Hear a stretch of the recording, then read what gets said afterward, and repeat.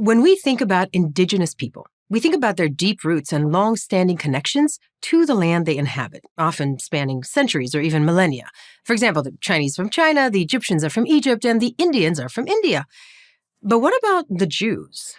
Well, the Jews are from Judea, the modern-day land of Israel, where Jewish heritage stretches back over 3,000 years. And like other indigenous people, the connection to the Jewish homeland is an integral part of the Jewish identity.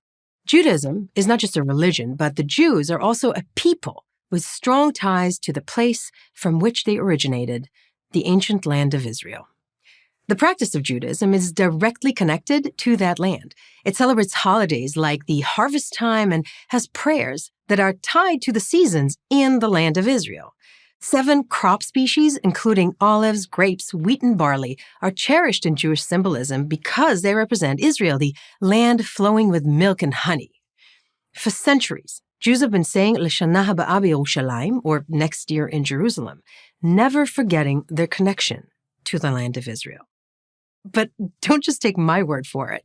Historians and archaeologists also point to artifacts and historical writings that prove the connection between the land of Israel and the Jewish people. Hebrew inscriptions have been found on thousands of artifacts dating as far back as the 6th century BC. Hebrew is my mother's tongue. I can read these thousands of years old artifacts. In addition to Jewish sources, an Egyptian document dating to approximately 1200 BC mentions a campaign in which an Egyptian ruler says that he has defeated Israel. Israel is no more, the document reads. Probably the worst prophecy ever made about the Jews since, I'm still here.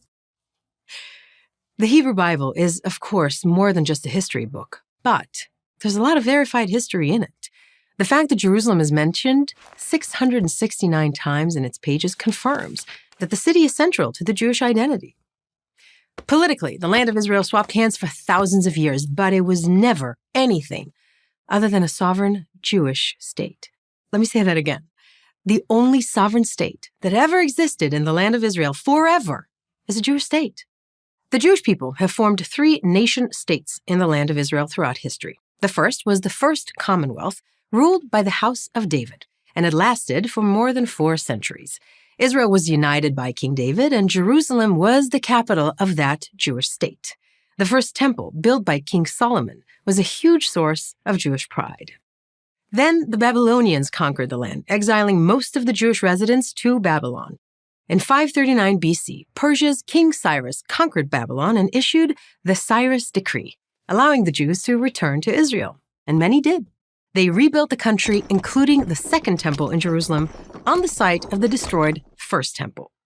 Its western wall is still standing, and today it is the holiest site of the Jewish people.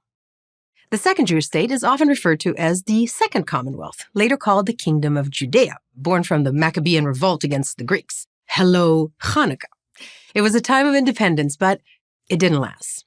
In 70 AD, the Romans conquered Jerusalem and burned down the temple, exiling most of the Jewish population and giving the land a new name, Palestina, in order to disconnect the relationship between the Jewish people and their homeland. After the destruction of the Second Temple, the land of Israel changed hands many times, from the Romans, the Byzantines, the Caliphate, the Crusaders, the Mamluks, the Ottomans, and the British Empire. But it wasn't until the 19th century that the Jewish people's longing to return to their homeland became an existential need because of the rise of murderous anti-Semitism. A movement was born, Zionism, the Jewish people's right to have a state again. Zion, by the way, is just another name for Jerusalem, and it's mentioned in the Bible over 100 times. Zionism is a movement for Jewish self-determination in their ancestral land and a Jewish, not an exclusively Jewish, state. Initially, locals welcomed new Jewish immigrants, like my great-grandparents, who brought prosperity to the land, with new cities and agricultural villages called kibbutzim. The people they encountered there included the community of Jews who had never left Israel, known as the Old Yeshuv. The Israeli Declaration of Independence ensures equality of social and political rights to all its citizens, regardless of religion, race, or sex, guaranteeing freedom of religion, conscience, language, education, and culture, and pledging to safeguard the holy places of all religions, which is what Israel does. Israel doesn't deny anyone else's identity. Of course, there have always been people of non-Jewish identity in the land, including modern Arab Palestinians, who also have ties to the place the Jews celebrate as the land of Israel and the Christians call the Holy Land. But if you support indigenous people's rights, you should also be a Zionist and understand that the Jews are the indigenous people of the land of Israel who never really left. I'm Noah Tishby, author of Israel, A Simple Guide to the Most Misunderstood Country on Earth for Prager University.